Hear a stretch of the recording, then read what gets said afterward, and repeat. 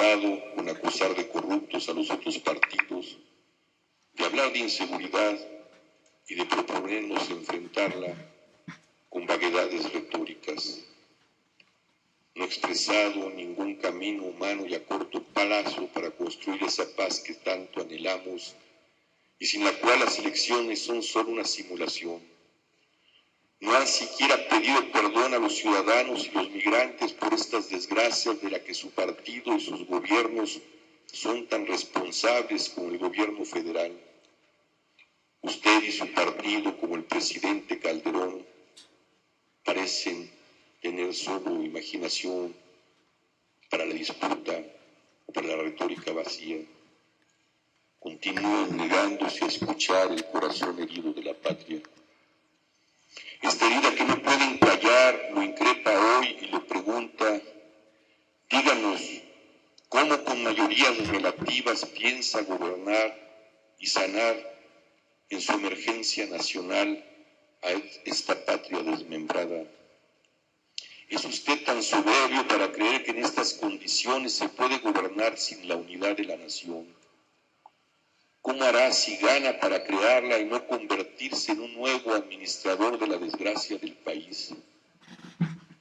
¿Cuál es su propuesta de paz más allá de programas reconstructivos a largo plazo? ¿Qué propone para crear los instrumentos que permitan a la Ley General de Víctimas hacerse una realidad?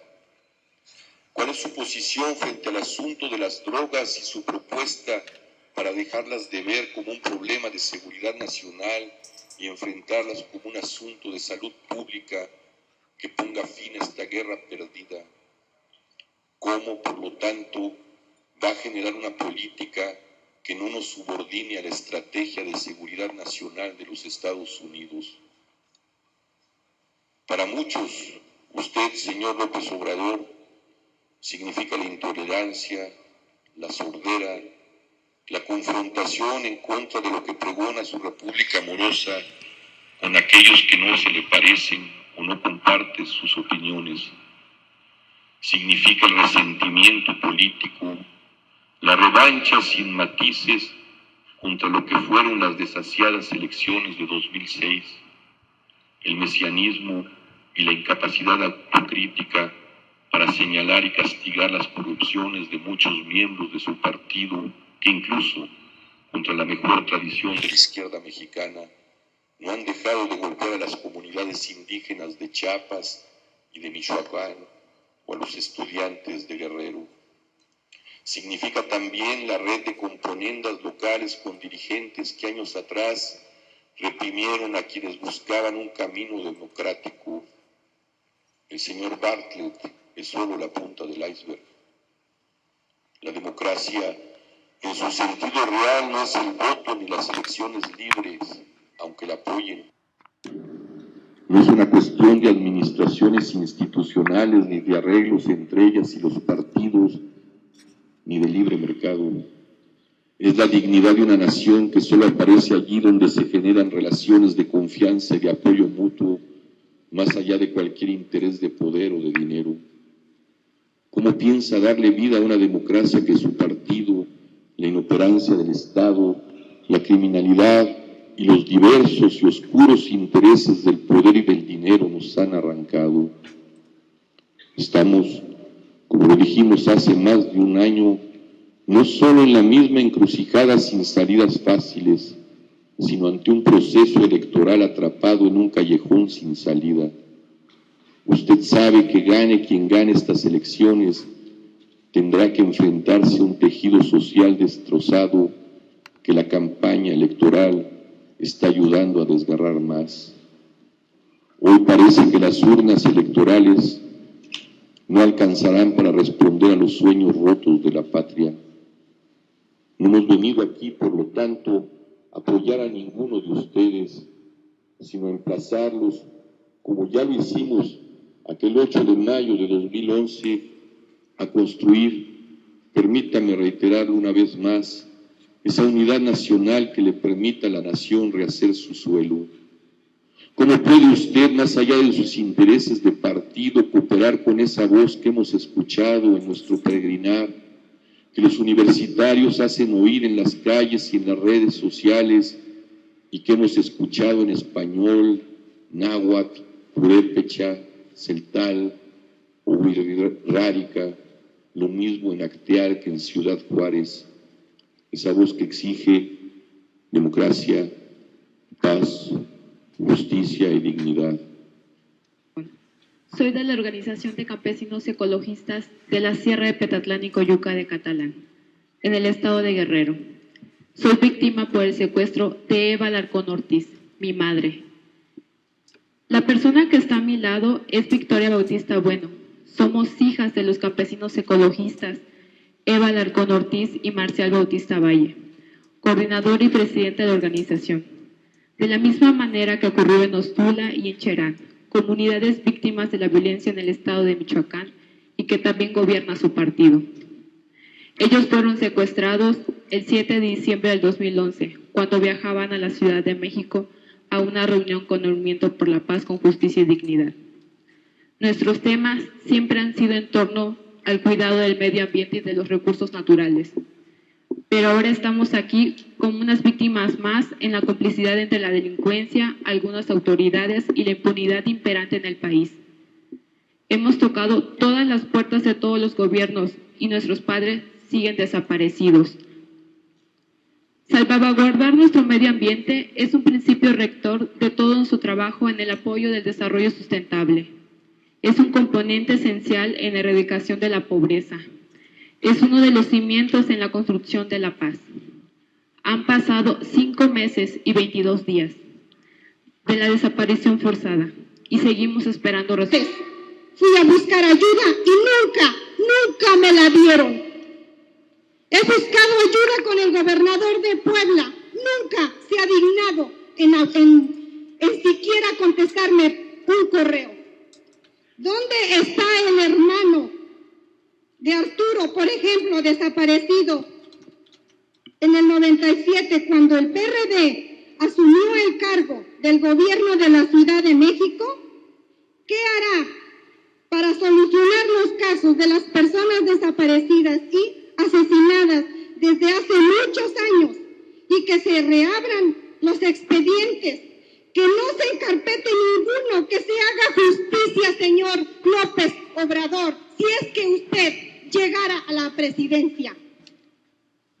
Tenemos que lograr la verdad, de recuperar la memoria de este país. ¿Cómo va a hacer para recuperar a Carlos, el hijo de Ana María? ¿Qué va a hacer para recuperar a Alejandro, el hijo de Atanasio? ¿Nos abrirá usted las puertas o nos las cerrará, como nos las cierran los funcionarios actuales políticos? ¿Qué va a hacer, señor López Obrador, en cómo me puede ayudar para recuperar a mi hijo Andrés y Braulio, para que estuvieran aquí conmigo? No se olvide, si llega a la presidencia, señor López Obrador, que le estamos pidiendo desde lo más hondo de nuestro corazón y con todo el dolor del alma que puede sentir una madre al perder un hijo. Porque perder a un hijo es lo más doloroso que puede haber. Es más doloroso que la propia muerte. Porque si se muere, tengo un lugar para ir a llorarle, pero lo tengo perdido, lo tengo desaparecido, como muchas madres están a mis espaldas, y yo estoy hablando como madre, y en el nombre de todas las miles de madres que no pudieron asistir. Señor López Obrador, desde que mi hijo está desaparecido, yo le he pedido a Dios tenerlo a usted enfrente, y mire, ya me lo concedió, gracias al señor Sicilia y Emilio. ¿Y sabe por qué lo quería tener enfrente? Para pedirle ayuda con nuestros desaparecidos. Están desaparecidos. Y y tengo la fe en Dios, en Todopoderoso, que mi hijo y los demás hijos estén vivos. He peregrinado por Monterrey, por donde usted no se imagina, sola, con mis propios recursos. A veces estoy a punto de pedir a la gente que me ayude. ¿Qué ha pasado? No puedo. ¿Qué hará, señor gobernador?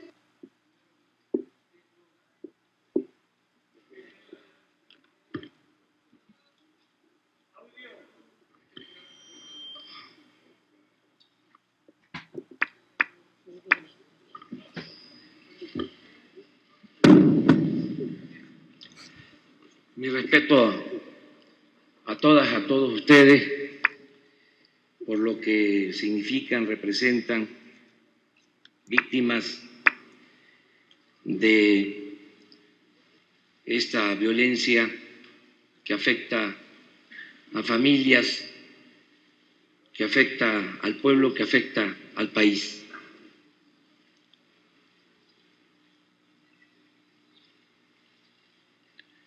Voy a responder en lo general y en lo particular. Primero, quiero hablar sobre lo que soy, porque creo que esto ha llevado a alguna confusión. Javier, a mí no me pueden meter en el mismo costal. No es soberbia, es que yo me formé de otra manera. No soy político mentiroso, corrupto. Llevo 35 años luchando por mis ideales, por mis principios. Y empecé a trabajar en comunidades indígenas desde 1977 y viví en comunidades indígenas 6 años. Y ahí aprendí a trabajar para la gente humilde y para la gente pobre. Pero también desde hace muchos años, desde hace más de 20 años, defiendo derechos humanos, cuando todavía no había la Comisión Nacional de Derechos Humanos ni organizaciones civiles de defensa de derechos humanos.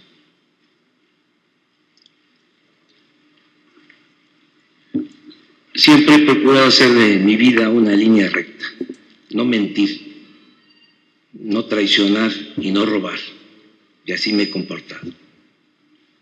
No soy autoritario, no soy mesiánico, no soy nada de eso que tú mencionas y que han utilizado en mi contra los que realmente mandan, dominan en este país y que no quieren ningún cambio, los responsables de la actual tragedia nacional.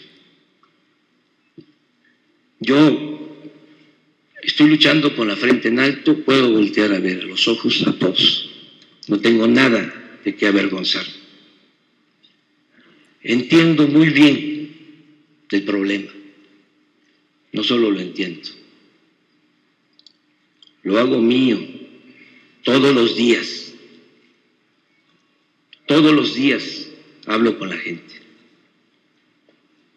He recorrido todo el país, todos los municipios de México, incluidos los municipios indígenas de usos y costumbres, y recojo los sentimientos de la gente. No soy un burócrata. Y entiendo por qué se agravó el problema de la inseguridad y de la violencia. Y fui de los primeros que lo dije. Si no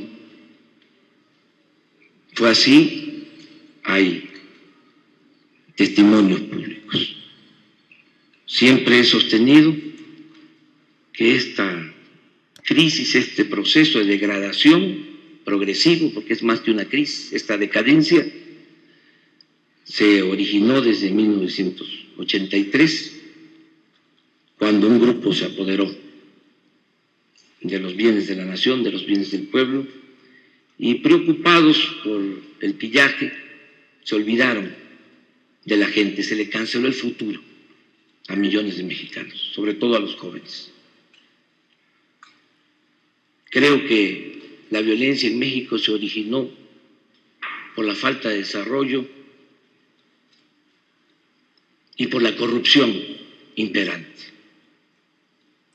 y por la corrupción imperante.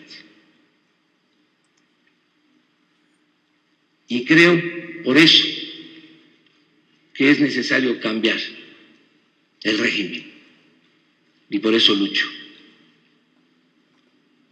Siento que si no hay un cambio de régimen no vamos a encontrar la salida, ni como pueblo ni como nación.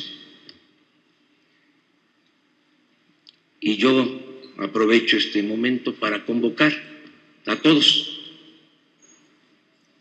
a participar y a luchar por un cambio de régimen. Y no veo otra vía que la vía electoral, la vía pacífica. No encuentro otra opción, otra alternativa. Antes se hablaba, se nos decía de que había que transformar y que una de las vías para transformar una realidad de opresión como la que se vive actualmente era la vía violenta, la vía armada. Poco a poco se fue acreditando la vía pacífica, la vía electoral, la vía democrática. Esa es la vía que yo sigo junto con muchos otros mexicanos. No cuestiono la otra vía. Sencillamente creo que se puede transformar con la participación ciudadana, con la participación organizada del pueblo. Pero de una u otra manera siempre se hablaba de transformar. Ahora lo que a mí me parece, lo digo de manera respetuosa, amable, inaceptable, es que ya no se hable de transformar y que descalifiquemos todo y que digamos no hay opciones, no hay alternativas, todos son iguales. Entonces, ¿qué vamos a hacer?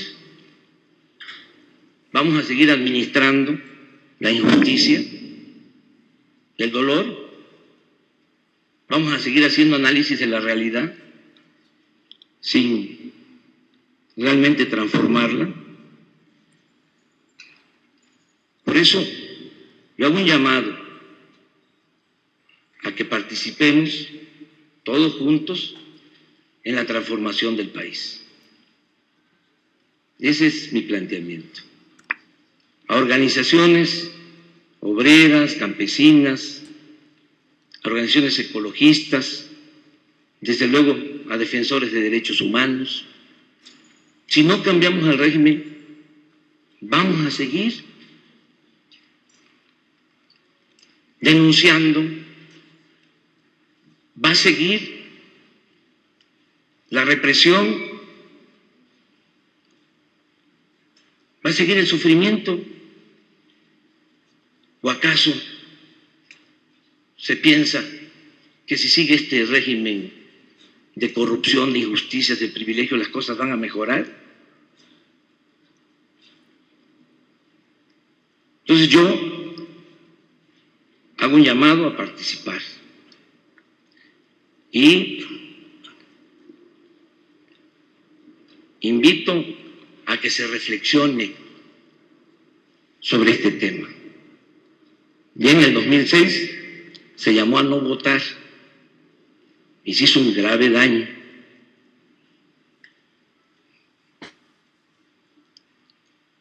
Se tiene que participar. No votar, lo digo con mucho respeto. Al final de cuentas, somos libres, pero tengo la obligación de decirlo. Siempre digo lo que pienso. No votar es apostar a mantener al régimen caduco.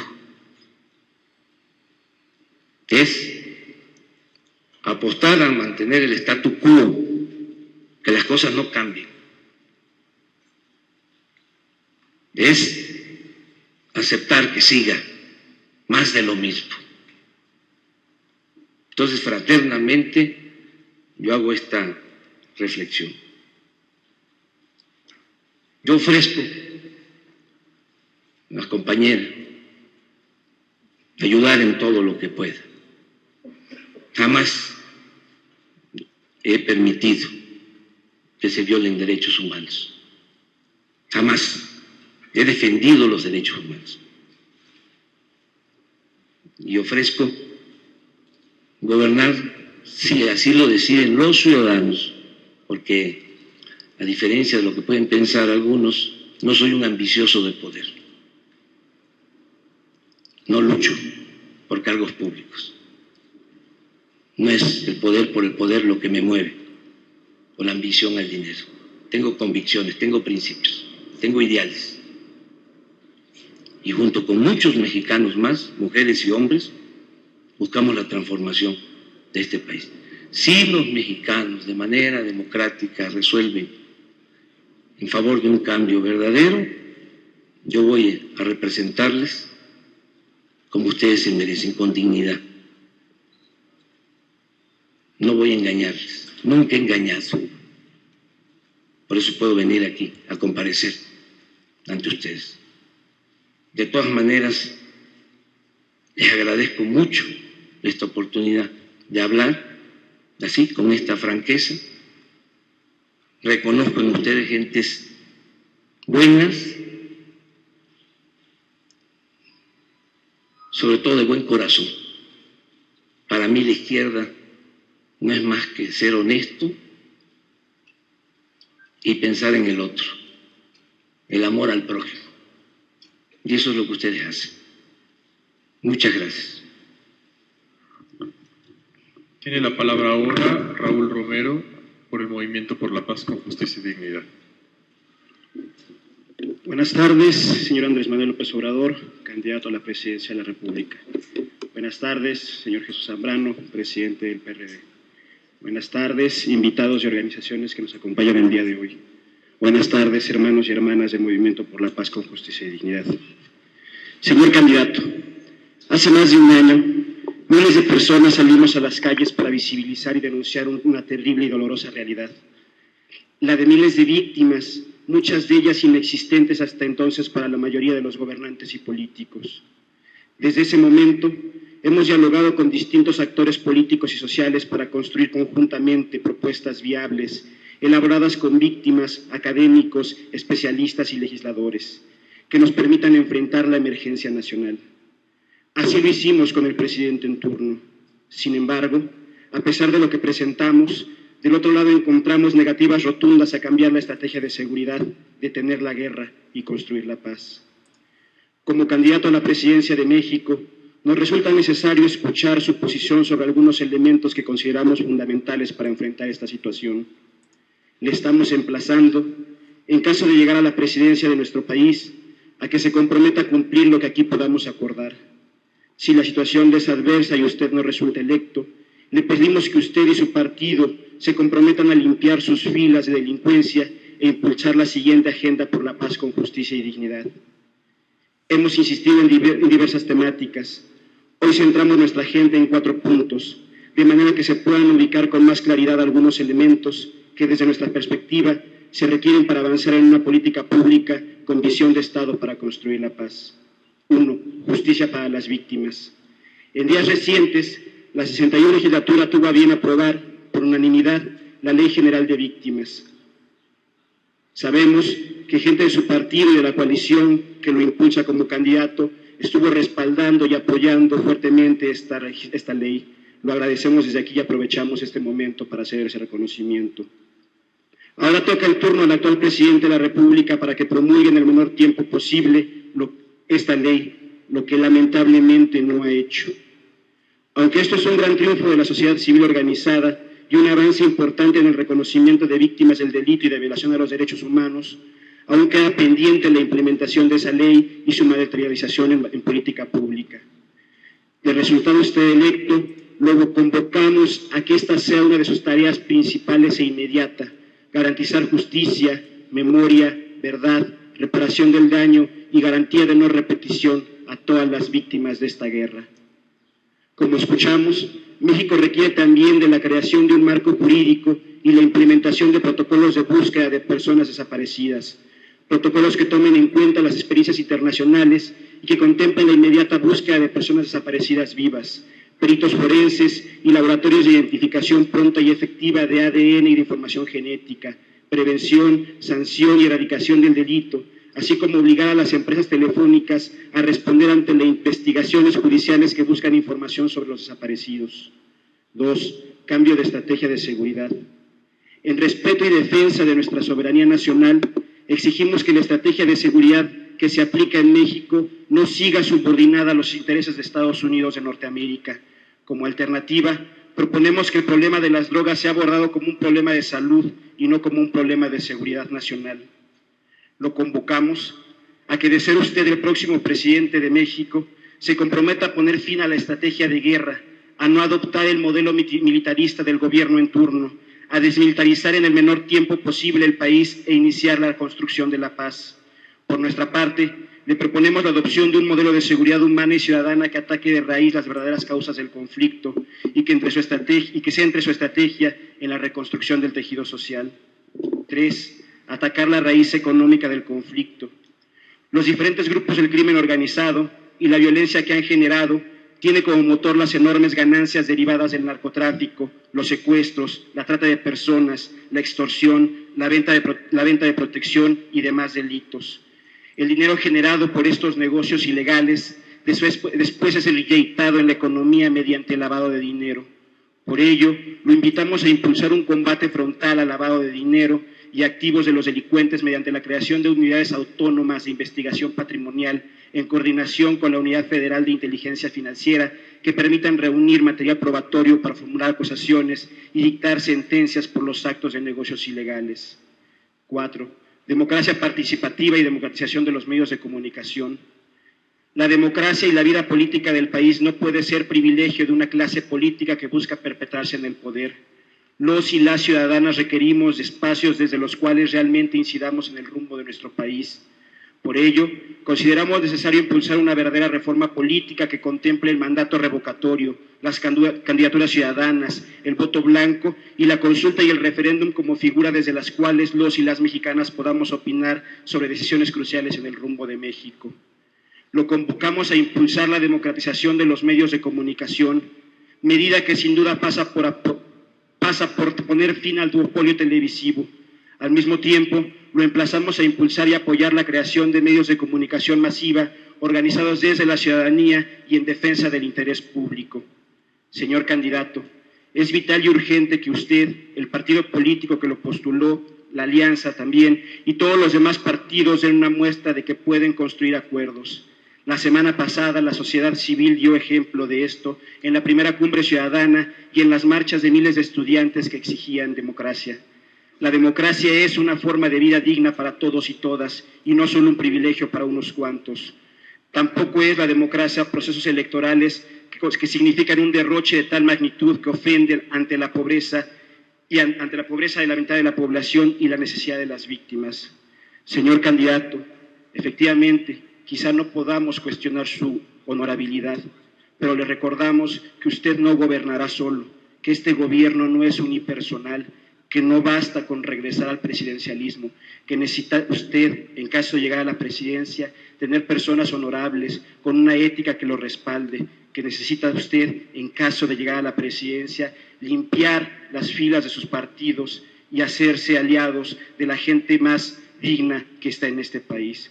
Señor candidato, también le recordamos que estamos ya desde el 8 de mayo intentando transformar este país.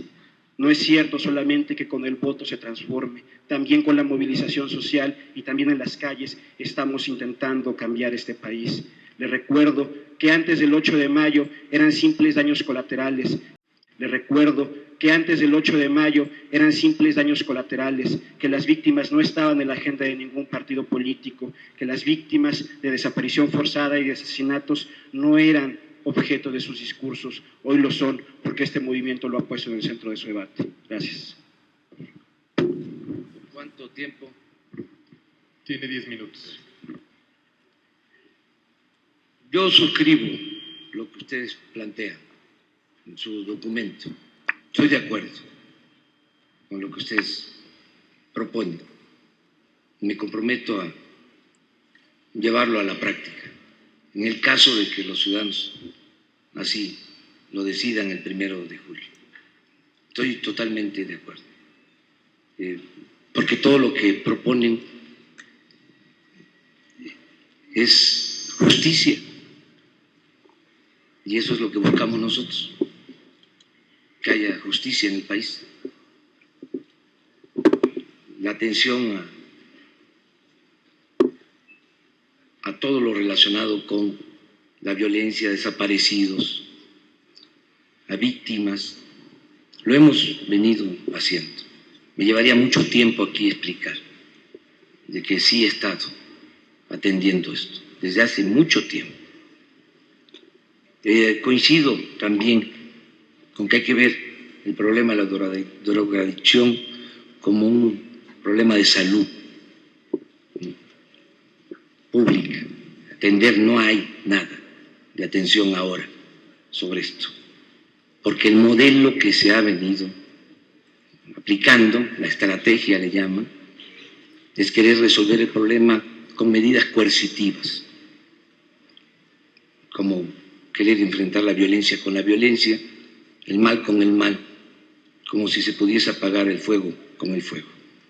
Eso lo vengo planteando desde hace mucho tiempo, que hay que atender las causas, porque no se va a resolver el problema solo con militares y marinos y policías y cárceles y amenazas de mano dura. Ya lo estamos viendo. Nosotros pensamos que la paz y la tranquilidad son frutos de la justicia, que este problema se originó, repito, por la falta de oportunidades de trabajo, por cerrar las puertas a los jóvenes que no han tenido posibilidad ni de trabajo ni de estudio, y por la corrupción imperante. Y eso no se ha atendido. Se pensó que con medidas coercitivas iba a resolver. Por eso también coincido con atender de raíz el conflicto. Nuestra propuesta va en el sentido de atender las causas. Me insisten mucho, sí, pero eso da resultados al mediano y a largo plazo. Pero en el corto plazo, ¿qué? Quisieran que yo les respondiera de que no me va a temblar la mano, que voy a actuar mano dura. No. Lo primero tiene que ser atender las causas. ¿Cómo no va a haber seguridad y violencia si llevamos 30 años sin crecimiento económico, sin generar empleos, cerrando las puertas a los jóvenes? De los más de 50,000 asesinados, la mayoría jóvenes, las cárceles están llenas de jóvenes. ¿Cuál es nuestra propuesta? Pues incorporar a los jóvenes, ir casa por casa, apuntando a los jóvenes, inscribiendo a los jóvenes, incorporándolos al trabajo, al estudio. Y sobre eso vamos a actuar. Y lo otro, la corrupción. ¿Cómo vamos a resolver el problema si no hay una línea divisoria? ¿Y dónde está la delincuencia? Y en muchos casos son lo mismo. Entonces tiene que combatirse a fondo la corrupción y pintar una raya divisoria. Por eso mi propuesta es que me acompañen en el gabinete gente honorable, gente honesta.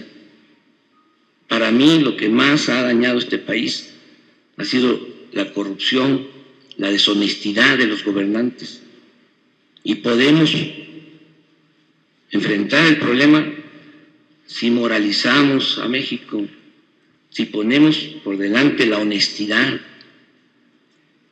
Hay conflictos en las cárceles, en espacios confinados, dominados por completo por el Estado. Ahí hay conflictos y hay asesinatos. ¿Por qué? Por la corrupción. Entonces sí vamos a actuar, vamos a atender las causas y acepto completamente las propuestas. Yo voy a gobernar con un buen equipo, pero sobre todo voy a gobernar con la gente. Ya lo dije y lo repito aquí. Para llevar a cabo las reformas que se requieren, se necesita el acompañamiento del pueblo. No va a ser como siempre, de que ya ganamos y ahí nos vemos, porque nosotros sabemos gobernar, somos los políticos y la política es asunto de los políticos. Ustedes no saben, no, porque no haríamos nada, engañaríamos, ninguna reforma se podría llevar a la práctica si no se cuenta con el apoyo de los ciudadanos. Vamos a gobernar todos juntos. La propuesta de democracia participativa ya la hemos llevado a la práctica.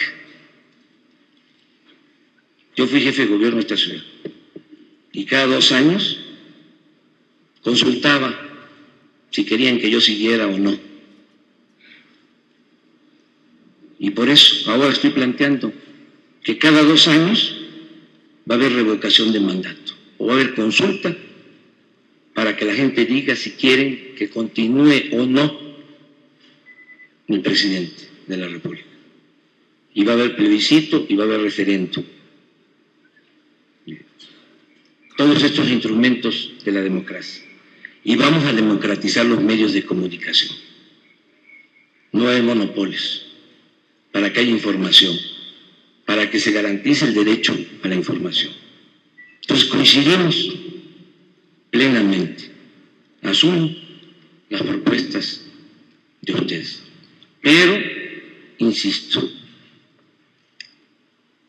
hay que participar. Respeto la opinión de cada quien.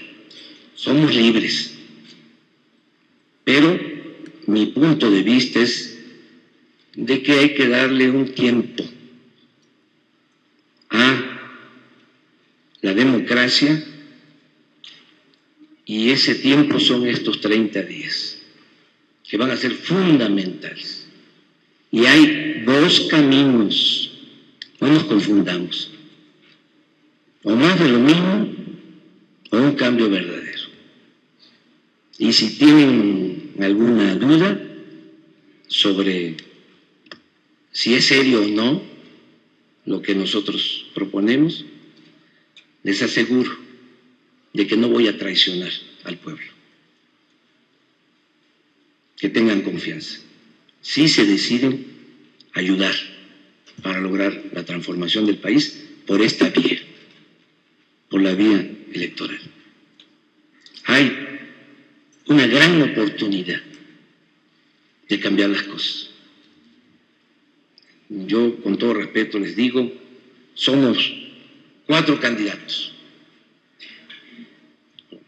sin ánimo de ofender a los otros candidatos.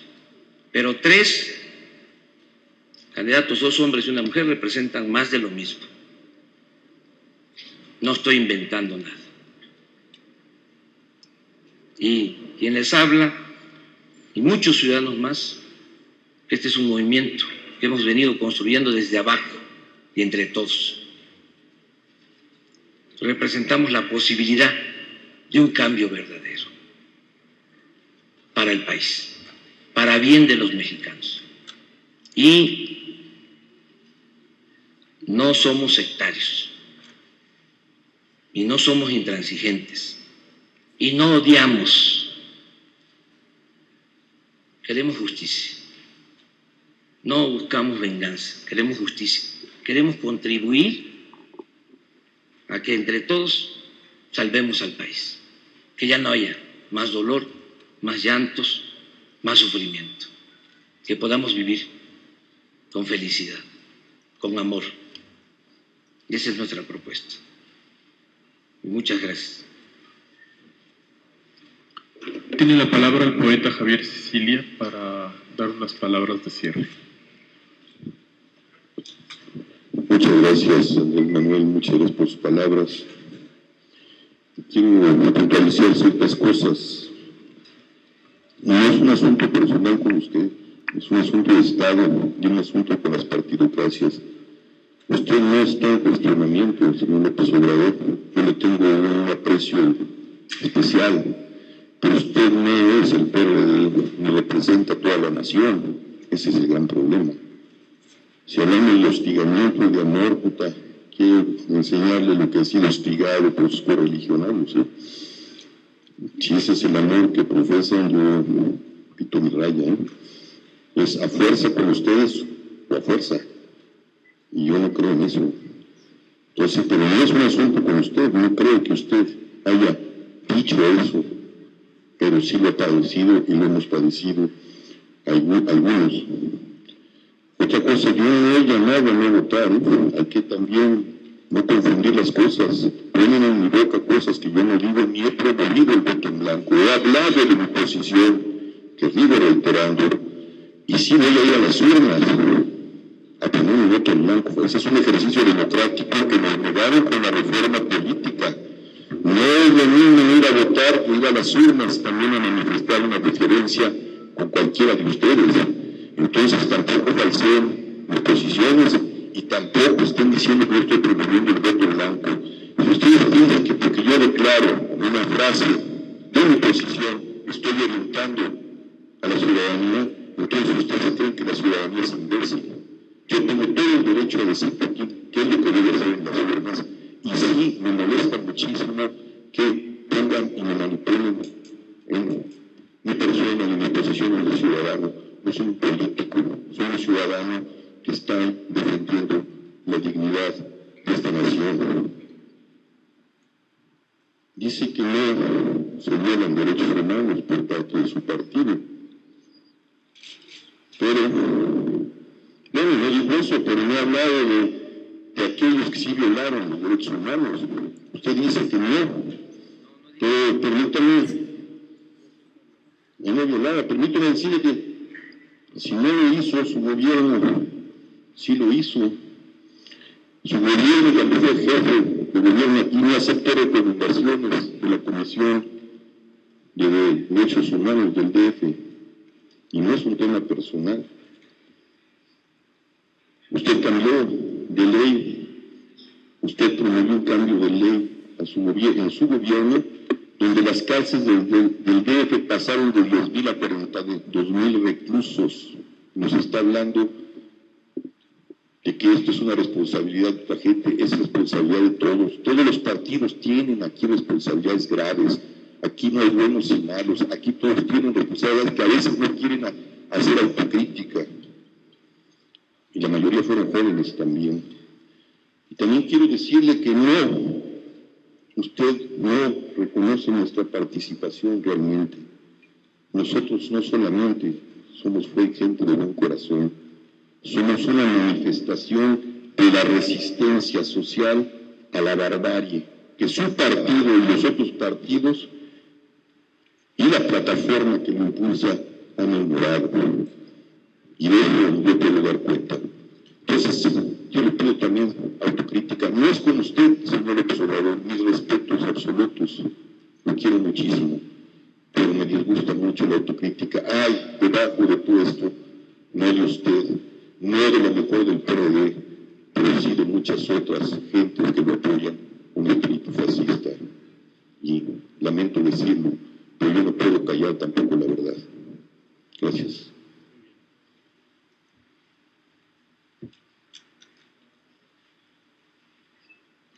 Con esta parte cerramos el diálogo y agradecemos la asistencia de todos. Les recordamos que al final de todo el evento, después de la siguiente participación.